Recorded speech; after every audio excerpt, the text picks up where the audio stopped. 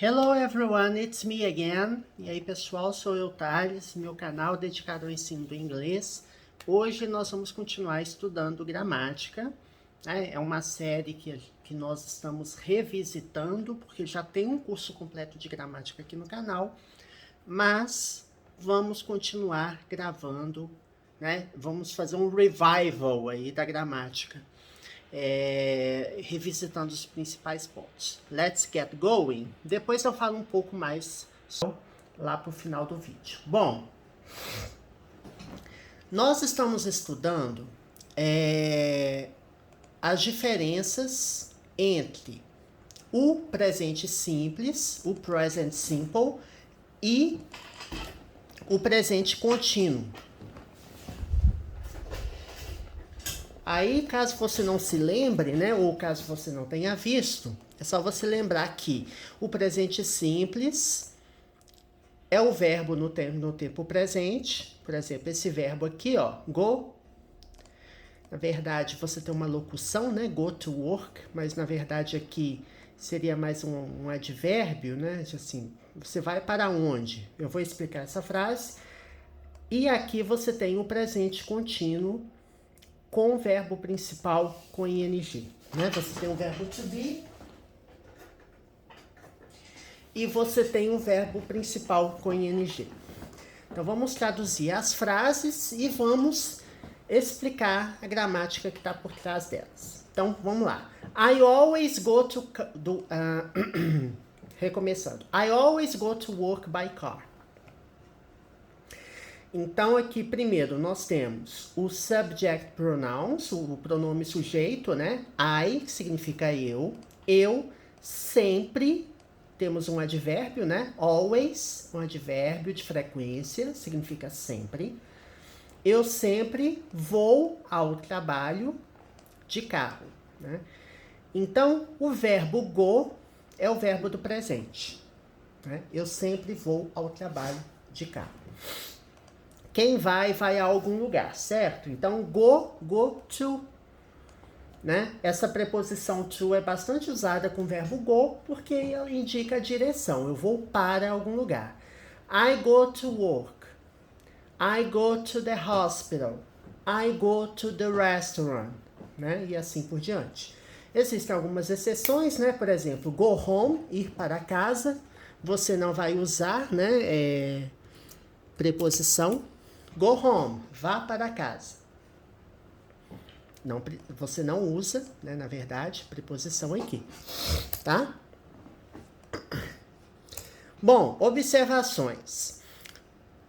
Quando nós temos verbo principal, né, no caso o verbo go é um verbo principal, não existe verbo auxiliar no presente, tá? Essa aqui é uma frase no presente, uma frase convencional no presente. Se eu fizesse a negativa, eu usaria o verbo auxiliar, né? I don't always go to work by car. Eu não vou sempre trabalhar de carro. I don't always go to work by car. Ou I don't go, vou tirar esse always daqui. I don't go to work by car. Eu não vou ao trabalho de carro, por exemplo. Aqui eu uso o verbo auxiliar, don't, tá? Que é utilizado na negativa. Eu poderia dizer do not ou então don't. Então, no presente, eu uso don't.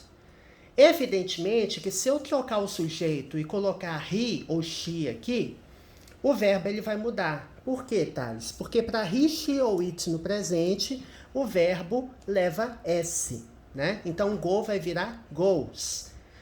Mas você não falou que o verbo leva S? Sim, é porque o verbo go, verbos que terminam com O, você coloca ES, tá? Mas a regra convencional é colocar S, né? Para he, she ou it no presente simples eu coloco S. E por consequência, né, quando eu tenho uma frase na negativa, aqui eu falo I don't go to work by car. Se eu mudar o sujeito, he doesn't go to work by car. Eu mudo também o verbo auxiliar. tá? Na negativa é obrigatório ter o verbo auxiliar aqui. Alright? Outra observação. By car significa de carro.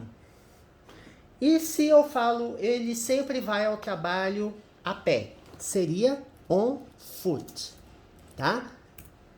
Você usa outra preposição, você não vai usar o by. Você vai usar on.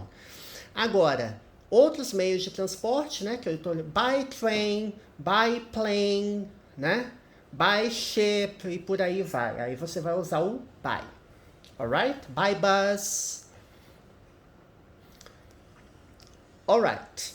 Qual que é a diferença entre as frases? Qual que é a diferença entre essa frase aqui, ó? He always goes to work on foot. E aqui eu tenho uma outra frase. I'm always losing my keys. Né? I'm always losing my keys. Aqui o tempo verbal é diferente. Aqui nós temos o present continuous. Tá? Na primeira frase, presente simples. Na segunda, present continuous. Só lembrando, present continuous é verbo to be mais verbo principal com ing, né? Sufixo ing. Verbo to be aqui no caso I'm, né? Que é a forma abreviada de I am. Não se preocupem que depois a gente vai ver o verbo to be com mais detalhes, tá? I am. Eu sou ou eu estou, né? Temos aqui um advérbio de frequência. Os advérbios, gente, eles vêm antes do verbo principal, tá? Antes do verbo principal. E quando eu tenho tempos compostos, né? Em que eu tenho, por exemplo, present continuous, past continuous, ele vai vir após o primeiro verbo, né? Ó, I am always losing, ele vai vir.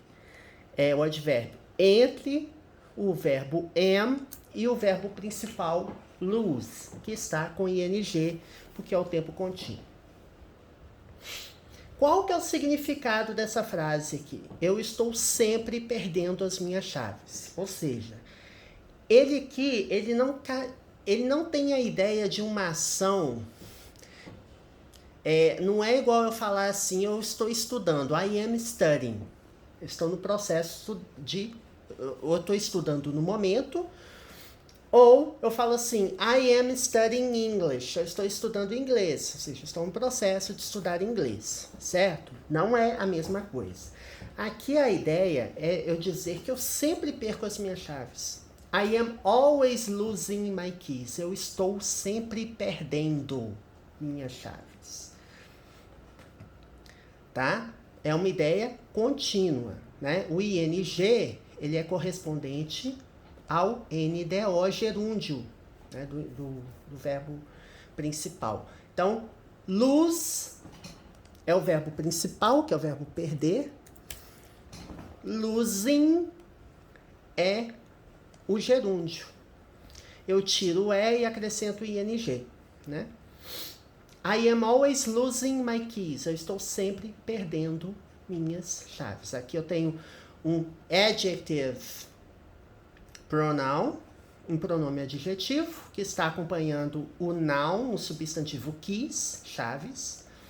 Então, my keys, minhas chaves. Porque my é o pronome adjetivo correspondente ao pronome sujeito I, né?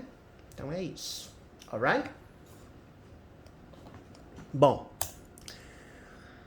vamos para o outro exemplo, tá? You're always looking at your phone. Don't you have anything else to do? Bom, vamos primeiro identificar o verbo. Nós temos aqui o apóstrofo, temos o verbo to be, temos o verbo principal com ing. Então, aqui nós temos o present continuous. E a ideia expressa nessa frase é similar à frase anterior. Por quê? Eu estou dizendo aqui o seguinte, você está sempre olhando para o seu telefone. Ou seja, o tempo todo você está olhando o seu telefone. É como se fosse isso. Você está sempre olhando para o seu telefone. Algo que você está fazendo com frequência. Né? Então, your, que é a abreviação de you are, eu poderia escrever you are ou your. É a mesma coisa.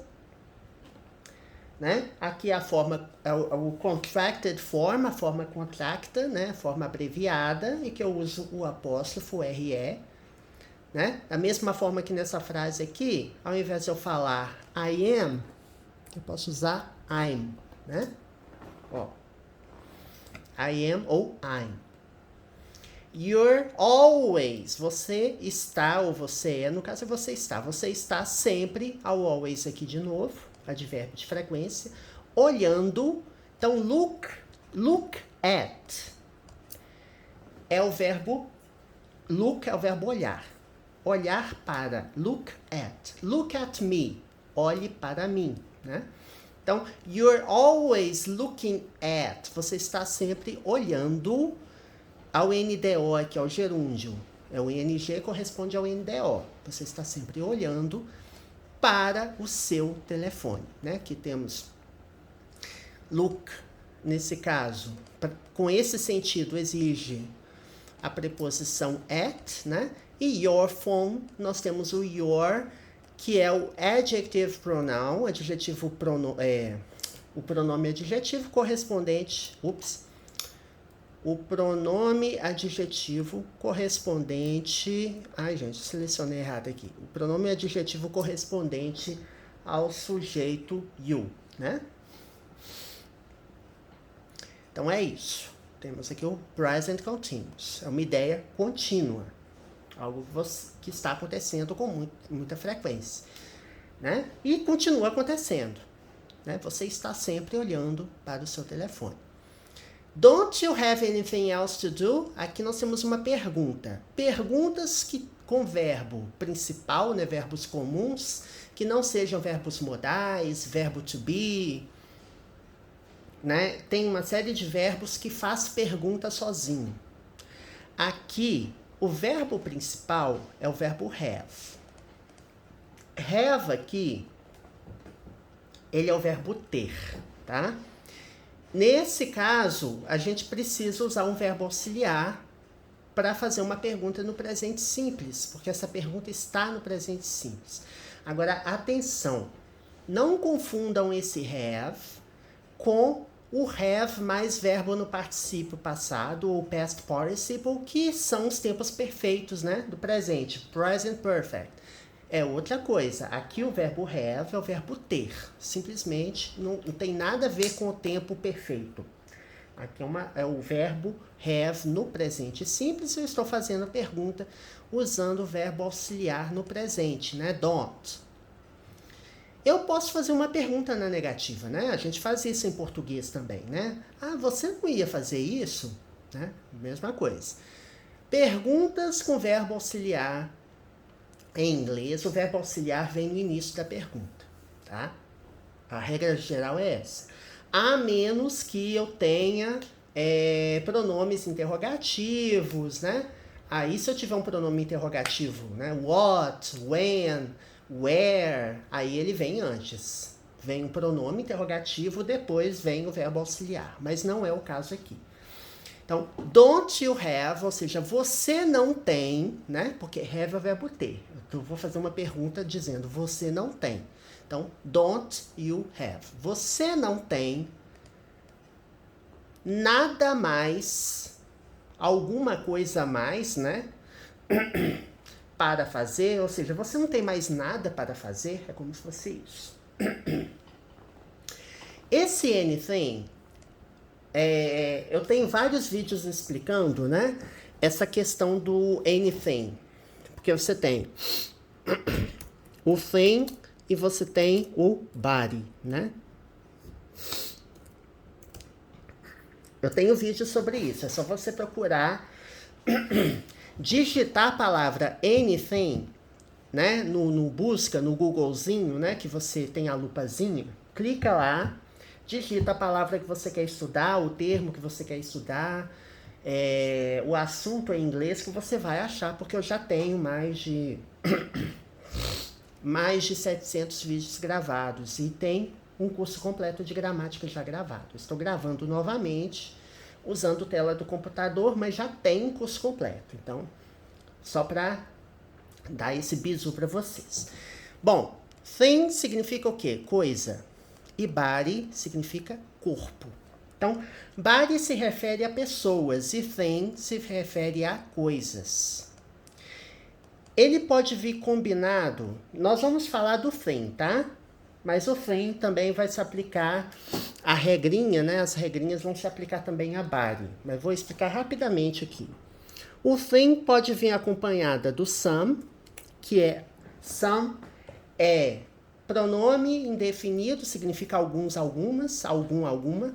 Então, quando eu tenho something, é alguma coisa ou algo. Anything também alguma coisa ou algo. E nothing, nenhuma coisa ou nada. Então, olha, eu vou combinar some, any ou no com thing. O something, de modo geral, é usado em frases afirmativas. Pode ser usado para pergunta, em alguns casos. Fala, would you like something? Você gostaria de alguma coisa? Would you like something? Mas, assim, a regra geral é usada em afirmativas. Em perguntas, eu uso any. E quando a frase ela tem o sentido negativo, eu posso usar o nothing. Quando eu uso nothing, significa nada ou nenhuma coisa, certo? E se eu usar o nothing na frase, o verbo tem que vir na afirmativa, porque em inglês você não vai negar duas vezes, né?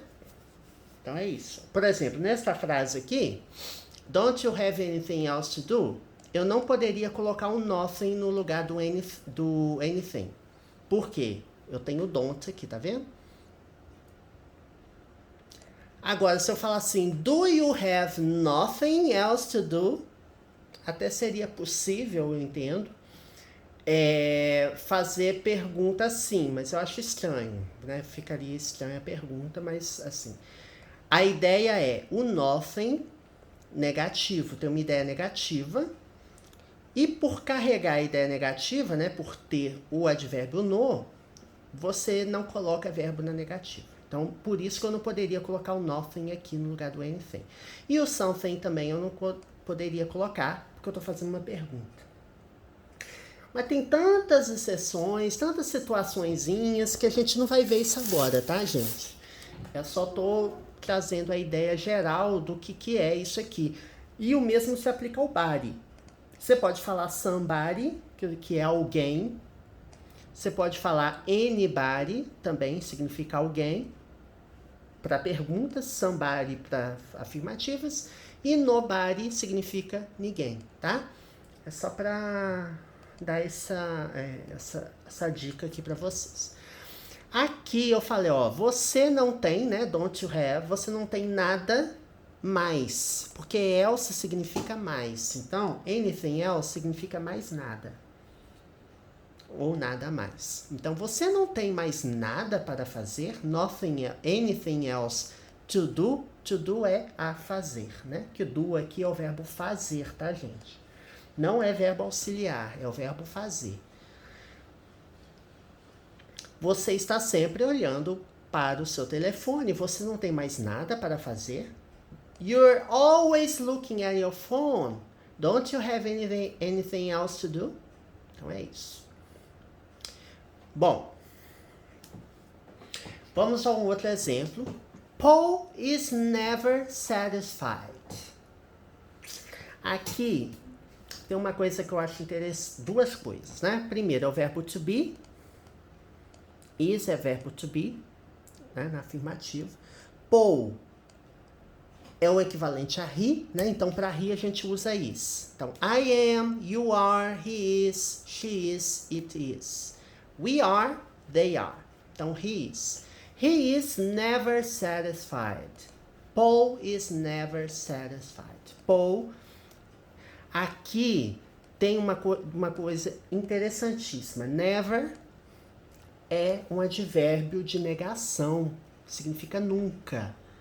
Ele carrega uma ideia negativa, certo? Então, quando eu falo assim, Paul is never satisfied, eu estou dizendo que Paul nunca está satisfeito. Tá? Então, aqui, ó, já tem a ideia negativa. O verbo está na afirmativa, porém, never faz com que o sentido da frase fique negativo. Então, Paul está nunca satisfeito. Uma coisa também importante, que permite a gente fazer uma comparação com uma situação cá de cima. Never é advérbio, certo? Nos exemplos de cima, always também é advérbio. Observe que o advérbio ele vem antes do verbo principal, tá? Quando eu tenho um verbo principal ou locuções verbais principais, e ele vem entre o verbo to be e o verbo principal com ing, no caso do present continuous, certo? Ele vem antes do verbo ou entre dois verbos. Quando é verbo to be, o advérbio ele vem depois, ele não vem antes. Então, eu não poderia dizer Paul never is satisfied. Não, é Paul is never satisfied. Eu poderia colocar aqui o always. Paul is always satisfied. Ou seja, Paul sempre está satisfeito. Então, essa regrinha do advérbio vir depois, ela se aplica tanto para o verbo to be quanto para verbos modais, né? Como can, should, may, might, verbo no futuro will, verbo no condicional would e por aí vai, né? Aí você fala, Thales, é muita regrinha. Gente, memorizem, não memorizem necessariamente a regra. Leia o exemplo e entenda o exemplo. Porque assim você aprende os exemplos, lembra do exemplo e, consequentemente, lembra da regra. Você acha que eu fico com a regra na cabeça? Eu vejo o exemplo e depreendo a regra do exemplo. Eu acho sempre melhor. Porque assim, quer dizer regra. Eu não fico decorando regra em inglês, tá? Eu aprendo pelos exemplos e identifico um padrão e na minha cabeça já vem a regra. É assim que funciona, tá? Assim que é a melhor forma de aprender, na minha opinião.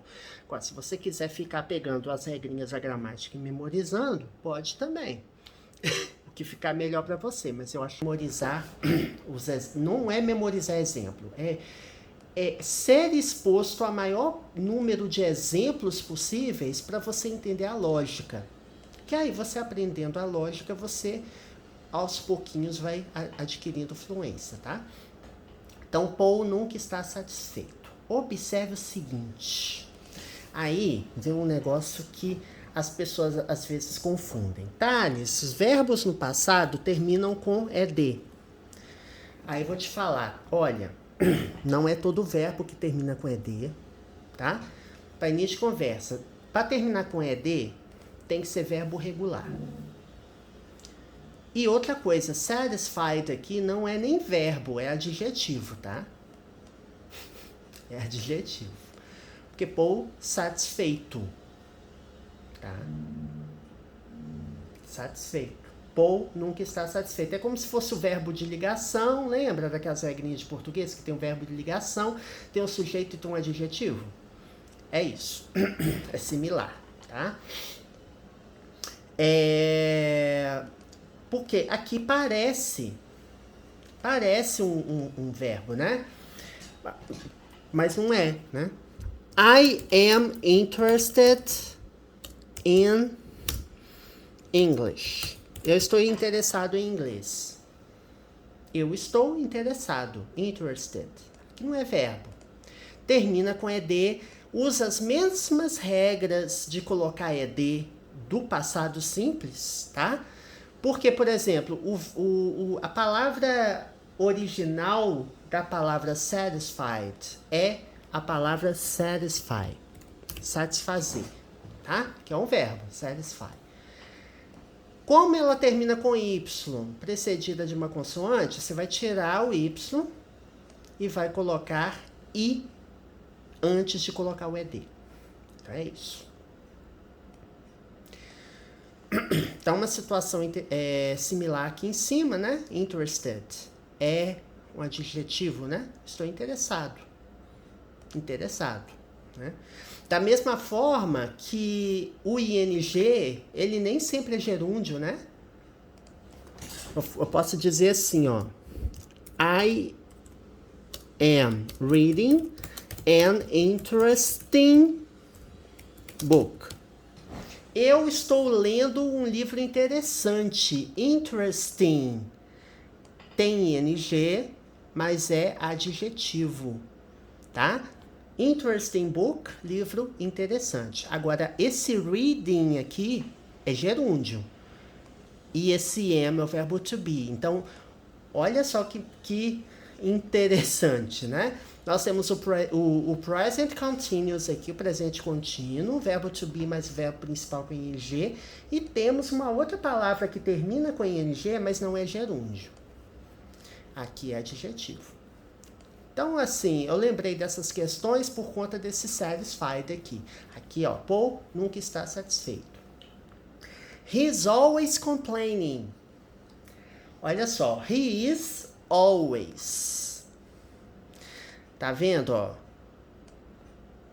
Verbo to be, verbo principal com ing, ó. E aqui o advérbio always, que significa sempre, né? A gente já viu isso aqui. Então, he é o quê?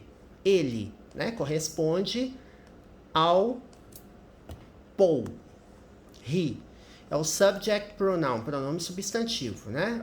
O pronome sujeito, perdão, pronome sujeito. His, então his aqui é a forma abreviada de he is, verbo to be, tá? Então, he is always complaining. Ele está sempre reclamando. Então, complain significa reclamar. Como eu estou colocando ing, ele vira reclamando. Então, he is always complaining. Ele está sempre reclamando. Alright? Viram quantas coisas a gente já viu hoje, né? Assim, eu vou explicando uma coisa e depreendo outras. Assim, a gente vai vendo os exemplos e a partir dos estudamos mais coisas do que eu pretendia ver, porque eu vou lembrando de alguma, vou tentando fazer ligações entre algumas regrinhas para trazer mais exemplos para vocês, né? Essa é a minha metodologia de tentar mostrar por exemplos, explicar a gramática por exemplos, que fica mais fácil, porque você aprende a estrutura lógica do idioma, alright? I hope you enjoyed today's video, espero que você tenha gostado, e lembre-se que esse é um canal de inglês básico ou avançado, vídeos nível básico tem explicações em português, e vídeos intermediate advanced tem explicações, o vídeo inteiro em inglês, tá? Então, tem gramática, vocabulário, inglês para negócios, inglês para concursos, exercícios, leitura comentada. Então, tem várias playlists diferentes. Você abre a página principal do canal, você vai ver diversas playlists classificadas e uma série de vídeos ali. Então, é assim que você vai vendo. Já tem um curso completo de gramática gravado, tanto o nível básico quanto o Intermediate Advanced. Né? Você vai encontrar qualquer tópico, você vai na lupazinha, né, que tem no YouTube, você abre a página principal do canal, na lupazinha, digita um termo que você quer estudar, uma palavra, a probabilidade de você encontrar é altíssima. Não porque meu canal tenha tudo, mas que tem, sim, todos os tópicos essenciais de uma gramática de ponta. Assim, né? Eu fiz uma varredura já completa por todos os tópicos da gramática e eu estou aqui revisitando utilizando a tela do computador, tá bom? Então é isso. See you next video. Até o próximo vídeo. E não se esqueça de assinar o canal, compartilhar, dar um joinha.